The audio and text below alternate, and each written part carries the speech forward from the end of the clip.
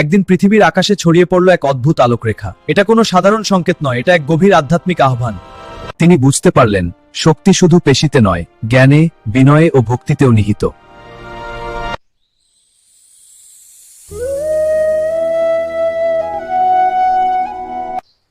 হে শ্রীকৃষ্ণ, আপনি আমাকে শিখিয়েছেন সত্য, প্রেম আর ধর্মই আসল শক্তি।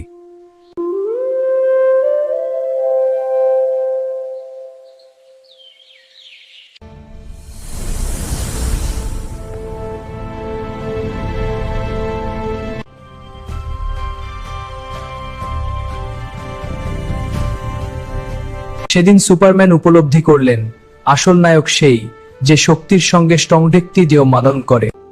যার সঙ্গে বুদ্ধি ও বিনয় থাকে, তার পথে কোনো বাধাই স্থায়ী হয় না।